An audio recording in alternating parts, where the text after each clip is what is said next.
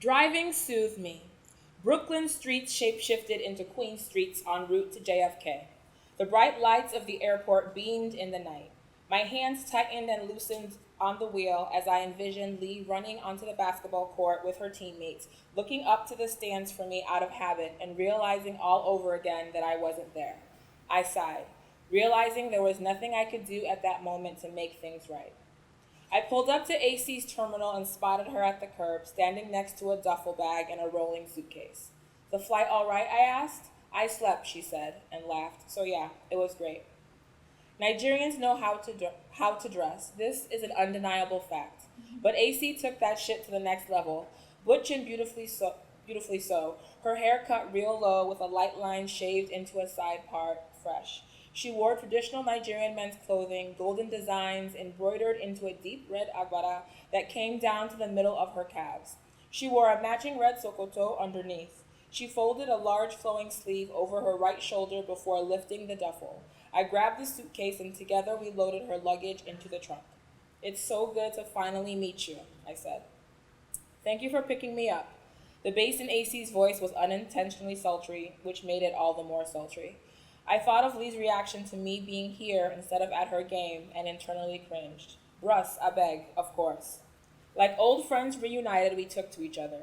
Our conversation flowed effortlessly as we cruised down the highway. My parents named me Agatha, she said. She paused for her optimum dramatic effect. Agatha fucking Catherine Woyintombra.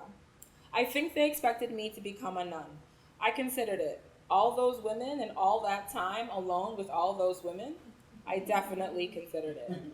I laughed at her offhanded blasphemy, such a lovely reminder that blasphemy, like beauty, is definitely in the eye of the beholder. You'd have to convince them you was Jesus incarnate for them to get naked for you. Please, nuns are the easiest to get with. I know my way around the scripture, and that's the only way to a nun's heart. That and, a strong tongue.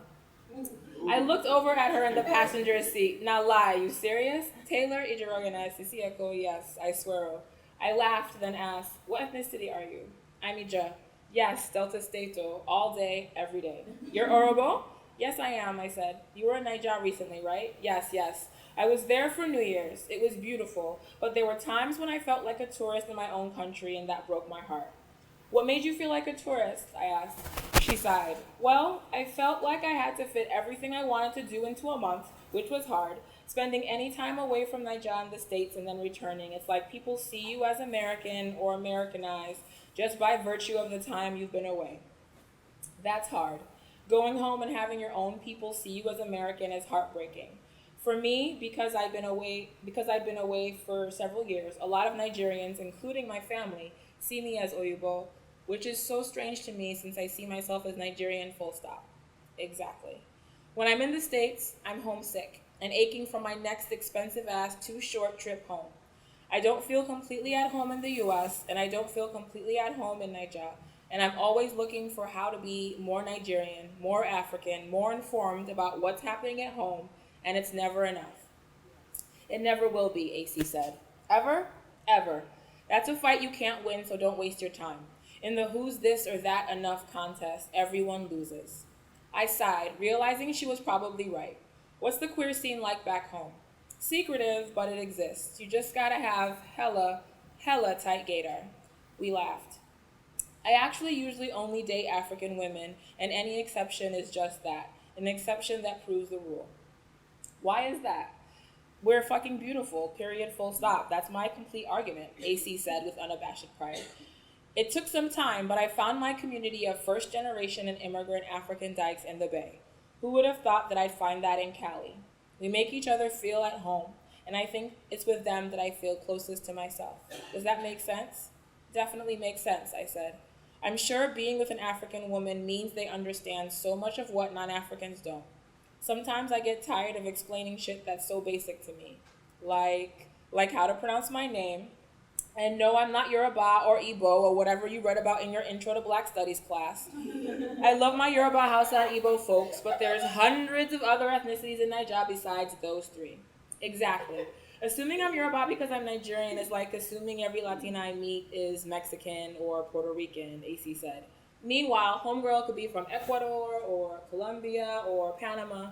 I feel you. You know I feel you, she said. I majored in African studies. In some ways, it was so liberating to learn about Africa in an academic setting and to read the opinions of African scholars. In other ways, it was the most overgeneralized study of Swahili, Zulu, and Yoruba culture and people. I created an individualized minor in Nigerian Delta Studies, which was dope.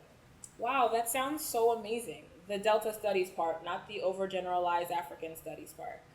Even the concept of African studies is so fucking general. In the Africana studies courses I've taken, people look at me like they want an expert opinion on the assigned reading. It gets on my nerves. It's polar opposites for me, AC said. Either people ignore that I'm Nigerian, or they put me on the spot about it every chance they get, asking me random questions about Niger geography or history. I parked in front of her hotel. You should ask them about U.S. geography, I said, smiling. Ask them about the mountains of Nevada and ask for specific latitude and longitude coordinates to go camping. She laughed and I continued. It's so funny that immigrants get treated so poorly in this country. The ones that go for citizenship probably know more about U.S. history than folks born and raised here. How many of your U.S.-born friends do you think know who fucking wrote the Star-Spangled Banner? We laughed as we hopped out of the car. AC's performance the following night was powerfully moving and unlike anything I'd ever experienced before.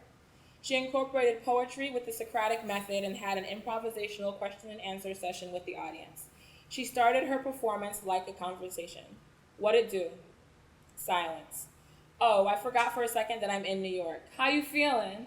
There were murmurs. She reached up and grabbed her earlobe. I know they hear you, oh. How you feeling? The crowd in the auditorium responded loudly with a medley of I am good. AC wore a turquoise and yellow sokoto with a matching loose-fitting short-sleeved buba that stopped mid-thigh. Around her neck were thick, dark coral beads that reminded me of the Delta. She was barefoot. Show of hands. How many people in here have a body? Everyone's hands went up. Keep your hands up. Now, how many folks in here have a gender identity? Some hands went down. Some of you put your hands down. Funny thing is, we all have a gender identity, even if your identity is that you think you don't have one. She walked back and forth across the stage. Gender is a funny thing. People want you to stay in your little box so they feel good about theirs. We all think our gender is original. We're all right and we're all wrong, AC smiled. So much of what we think is just our natural way of doing things. For example, how we hold our bodies, our gestures, how we walk, is all learned behavior. We learn how to be ourselves, partly from our own instincts, yes, and also from what we see around us, on television, in magazines, in music videos, in school, at home. Some folks, she said, when they see someone who is making up who they are from somewhere other than media and our oppressive societal status quo, it bothers them so much. I think mostly because no one told them that they, too, can do whatever the fuck they want with their bodies and gender. So they hate hard. They hate that they didn't know they could be a gender-bending shiro. They hate the repressed desire in their own body to bust out of the gender box that imprisons them. You could call this shit homophobia, heterosexism, transphobia. To me, it boils down to, damn, I didn't know I could do that, so why should you be able to? She touched on many topics in her performance, weaving through it all a theme of self-expression as an exercise of liberation from gender constructs and stereotypes of ethnicity and race. Your eyes crowded with a million memories you don't share with me, and I know you've got questions for me, AC said, smiling. She encouraged feedback from the audience and asked questions of her own. The whole show transformed into a massive conversation between several hundred people. It was magical. AC and I embraced when I dropped her off at the airport the next morning. She felt like home. Hit me up anytime, Etaghene. Niger dykes need to take care of each other. Abi? Abi, I said, and smiled. After dropping AC off at JFK, I drove to Lee's apartment. I considered going upstairs, and then I just didn't. I don't want to fight, I thought, as I put the car in park in front of her apartment building. Shaking my head, I shoved the guilt I still felt from missing her game to the perimeters of my consciousness. I dropped her car keys in her mailbox and took the train home. That's it.